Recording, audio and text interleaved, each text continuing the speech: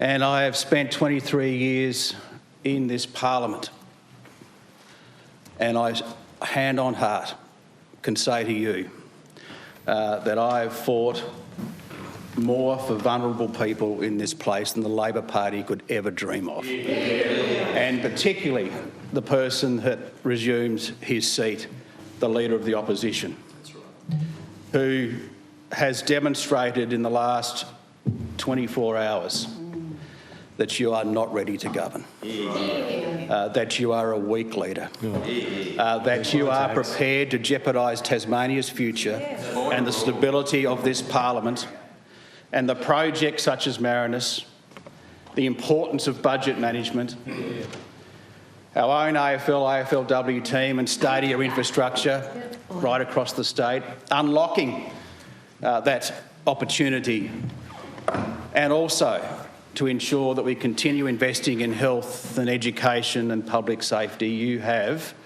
by your reckless behaviour today and your weak leadership, decided that you are more important than Tasmanians. You are more important than Tasmanians. And the henchmen behind you that pull your strings, we know who they are in total control of you.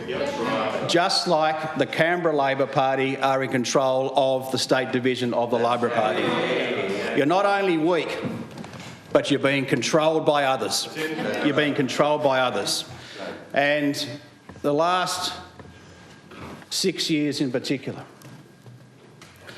it has been a challenge governing. The pandemic,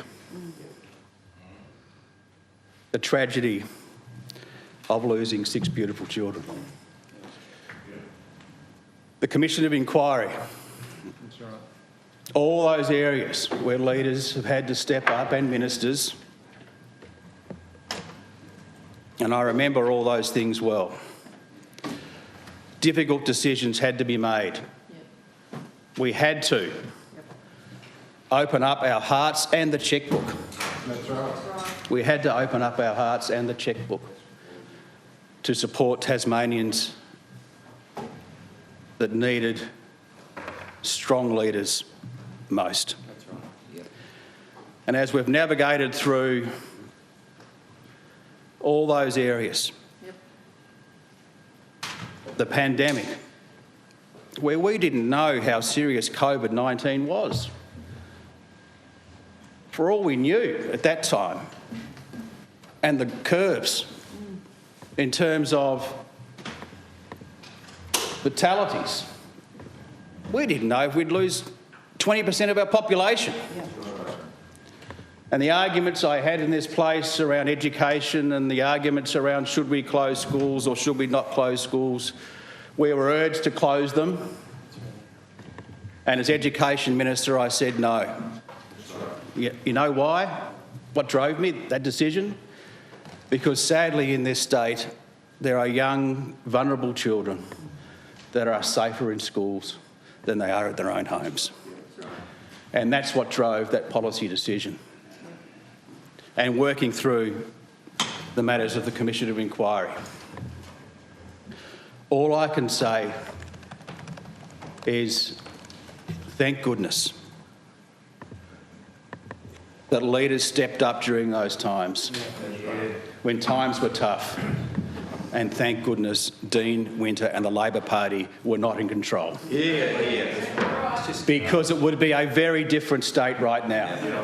Because what the honourable member has just demonstrated by his own selfish and reckless behaviour and bullying of the crossbench is that it's more about Dean than it is about the people of Tasmania. And I believe in this state, and from what all the arguments that will be presented today about my level of competence, no one could ever question my love of Tasmania and the Tasmanian people. And first and foremost, I have stood in this place countless times in opposition and in government and fought for people that have not had the love and the luxury and the good people around me that have supported me through life. I've fought for them because I understand the position and the privilege of where I have grown up, not with a silver spoon in my mouth by any stretch of the imagination, but love and care and economic security. And I want that for every single Tasmanian, and it will continue to drive me for as long as I am here, either in this position or in having the privilege of being a member of Parliament. By your actions, you have put so much at risk. So much at risk. And the motivation for you to move that motion yesterday, and from what I hear, the scurrying around, the oh dear, what have I done? Just like it was in November last year. Just like it was in November last year, when you were scurrying around again like a chook with its head cut off, not knowing what to do, which would send shivers down the spines of Tasmanians if you ever became leader of this state. And then you had to back down from your no confidence motion. It's not true. Last year. But you're in too deep now because you've got, as I understand it, the support of enough people in this place to bring me down. But can I say this? I will fight for my last breath to ensure that we remain in government and to ensure that we continue delivering for the people of Tasmania. I will fight to my last breath. For all the reasons that I've just mentioned, and highlighting your reckless behaviour, what you have demonstrated. In fact, this day, it might not end well for me, but this day will define you. That's right. This day will define you for the rest of your political career, where you are now will have the stigma as leader of being a wrecker. That's right. Halfway through the budget, where we are investing more into health and education and public safety and housing. I mean, I would have thought Labor Party values. I would have thought that. But you're putting all that at risk because you had a rush of blood. You got off the phone yesterday from Bluey. And he's pulling your strings. Honestly. He's pulling your strings. Ridiculous. Well, you can say that's ridiculous, but that's what everyone's saying. That's right. That's what everyone's saying. And, you know, half a degree of separation in Tasmania, sometimes that's good. And for you today, that's bad. But you have demonstrated the fact that you're not really for Tasmania and Tasmanians, you are for Dean Winter and Dean Winter only. In the context, and I would understand your argument. I would understand your argument a bit if unemployment was 11% or 12% like it was in the 90s and the recession we had to have. When they were dark days, when people couldn't find work, where families were destroyed economically and socially. I would get it.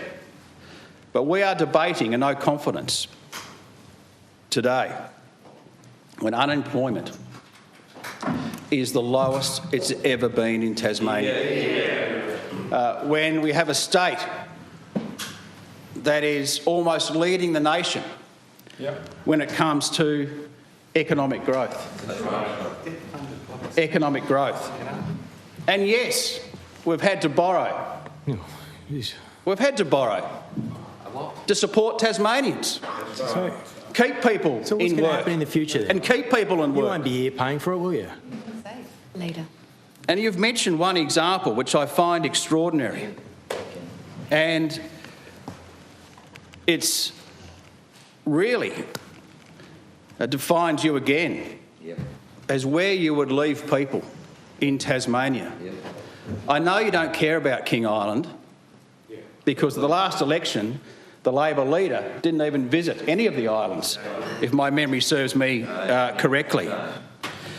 But there's more to the story, Mr. Winter. It's not about handing over a cheque to a company of which a very fine Tasmanian has put enormous skin in the game to keep that company alive on King Island.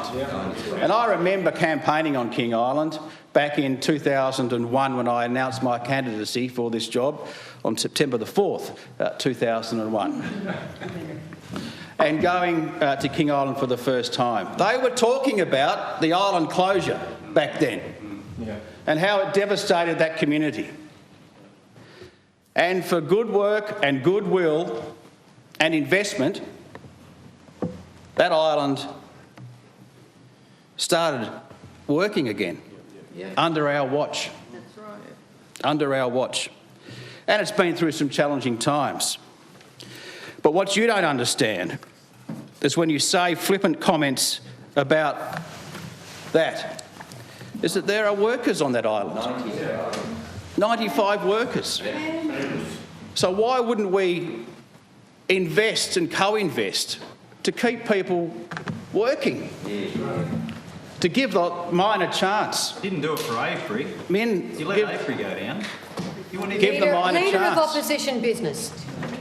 Give those people a chance on a small island. On a Leader small of the island. House. Not to mention the fact, of course, of the importance of tungsten. And our sovereignty. about nickel? And our sovereignty What about nickel? highlights the fact of why you are not fit for this job. Honourable Speaker, I'm very proud of our team, and I recognise to the points of this motion where we talk about financial management. You have never offered a single alternative. That's right. In fact, you've been there egging us on, wanting to invest more and more and more into public services. And when we do, because we recognise the need of Tasmanians and Tasmanian people,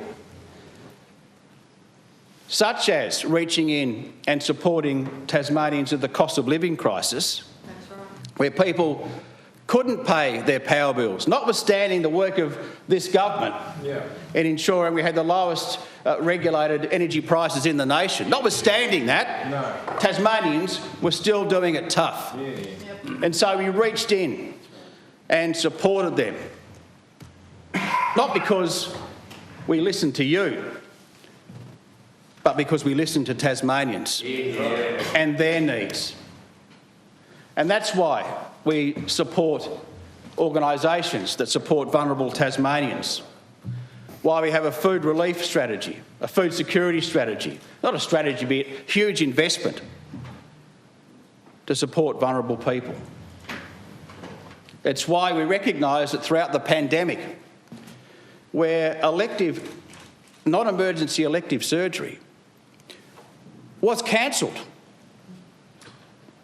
we're still feeling the effects of that, where that delayed care needs us to reach in and support Tasmanians. And I've said before, many times, we could cut that $10 million to $7 million and get into surplus very, very quickly. That's right. But we won't do it. And imagine if we did what you would be saying. Yeah, exactly. Imagine it. Exactly. That's why we are reforming, to your word, ensuring that Tasmanians have better access to primary health care through the reforms that we have made over successive ministers of health when it comes to pharmacies delivering more care in the community, cutting red tape in health, if you like, to support Tasmanians. It's why, despite the fact we have a federal government of all colours over the course of the last decades or more that have not invested in primary care or enough GPs, we have. That's right. That's right. Because we know ultimately we're the closest to the Tasmanian people, being the state government.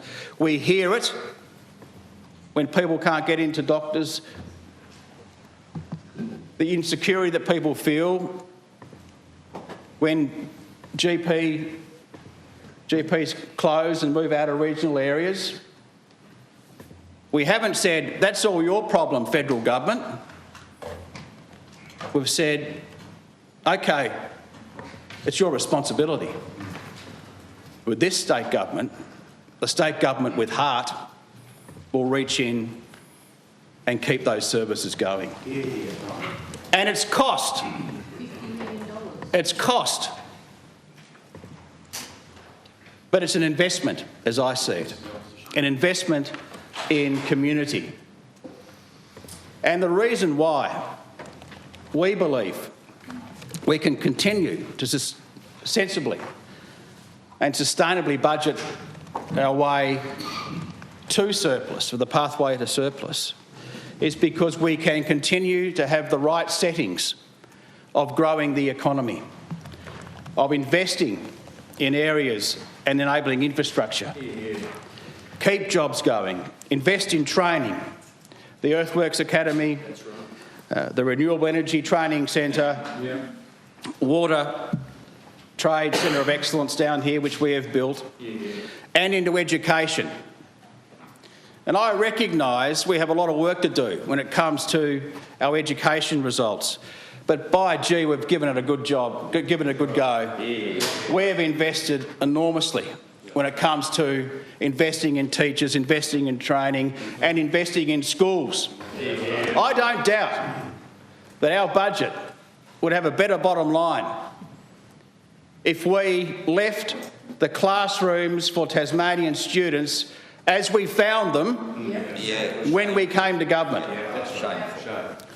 I went to a school that was converted, was a toilet, converted into a staff room. Shame. And I could still see the trough in the classroom, in the staff room. Yep. I couldn't believe what I was seeing. The neglect that you lot left this state. And you can talk about no debt in 2014. You're actually wrong. You're actually wrong. But you spent the superannuation provision account, which is costing us $400 million a year and contributing to our challenges, incidentally.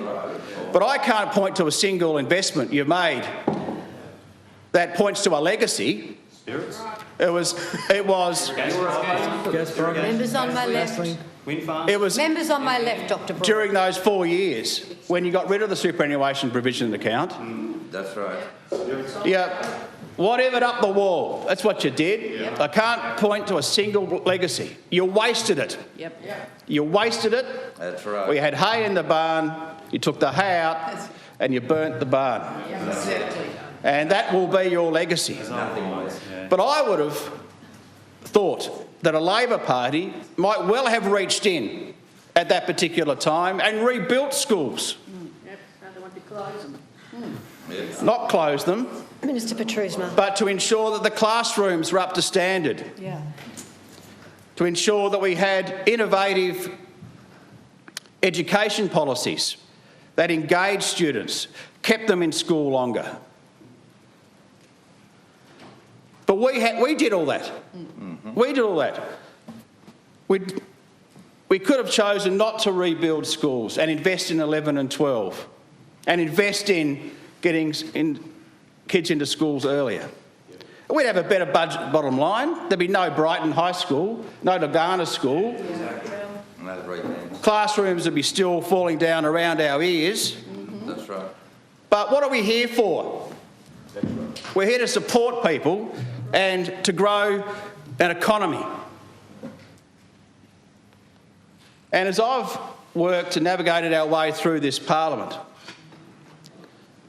and I've said to people around Tasmania, and I've been honest in that, I've said this parliament's actually worked pretty well, despite the difficult circumstances. We have members in the crossbench, David O'Byrne, who put through a family violence amendment to protecting people in their pets bill in 2024. Your own Labor industrial manslaughter bill got through the parliament. The Charter of Budget Responsibility Amendment bill. Ms Johnson, the Family Violence Amendment Bill. The Greens, the Custodial Inspector Amendment Protection from Reprisal Bill, and others. And you want to blow that up.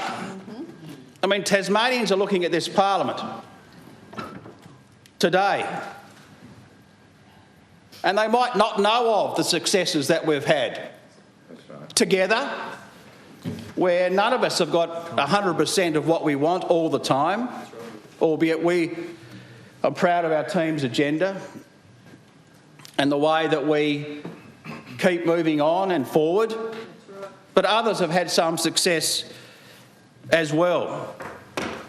And you want to blow that up today and send a signal to the Tasmanian people, not only that you haven't got the ticker for the top job, but also that you are reckless in your behaviour. And that this parliament, we're all adults. We're all adults. We all come from different perspectives. We don't always agree, but actually mostly we do. And this is a test for this parliament. Has this parliament got the ticker? The parliament that was elected in March 2024. The people put us here. That's right. Exactly. The people of Tasmania put us here to do a job. That's right. They chose. And they recognise, in my view, the challenges that governments have had to face across the globe, nationally, across all states and territories.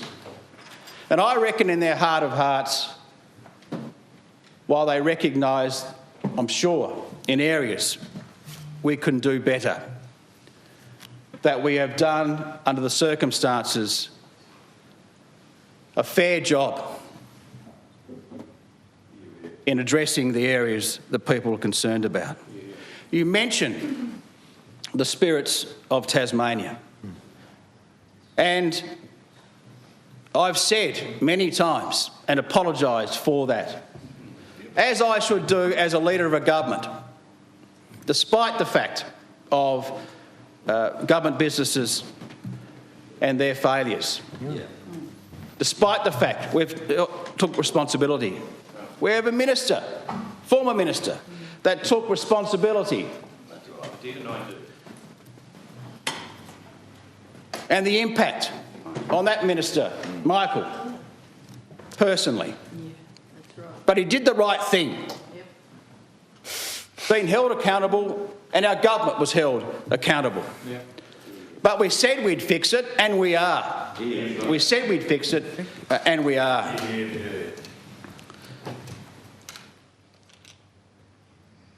And privatisation. Can't we have a sensible debate, like you put forward yourself all those years ago? All those years ago. And that's why it's also defining for your leadership. because when you speak, Mr Winter, people question, do you really believe it? Do you really believe it? They don't believe And I say, why would they? Why would they? When you keep saying one thing and doing another. But for all my faults, and I am not perfect by any stretch of the imagination, but I'm giving this a red-hot go. I'm giving this a red-hot go under very, very difficult circumstances. They know where I stand and what I believe in and what I will fight for as long as I'm in this place, in whatever role that I play, for as long as I'm in this place, and no doubt when I'm out of this place at some point in time as well. And so we can disagree on stadiums and on salmon and on a way forward for Tasmanian Aboriginal people, of which I note the comments by the Honourable Member, Leader of the Greens. What you do ignore, however, is the overwhelming endorsement of our policy moving forward with truth-telling and healing. So we can resolve and talk and listen and hear and act on our very dark past here in Tasmania. We have overwhelming endorsement from Tasmanian Aboriginal people on that truth-telling and healing pathway forward, and that needs to be acknowledged. So, Honourable Speaker, I've got 1 minute and 44 seconds to go in my contribution, and how time flies under these circumstances, and there's a lot more that I could say. But I recognise people have made public commitments to what will happen today. But I ask this Tasmanian Parliament to think seriously about the consequences. And do they really want to follow a wrecker that has come in here day in, day out since we arrived in this Parliament and targeted individual members with disdain, individual members with disdain on the crossbench, who did nothing more than have the courage to put their hand up to make a difference for the Tasmanian people. That's right. And I want to commend and thank everyone of the crossbench for doing so, and the work that we have done to date under difficult circumstances for the benefit of Tasmania. And whatever the outcome is, and I implore this Parliament, please put Tasmania first. Yes. Please put the Tasmanian people first. They do not want an election. No.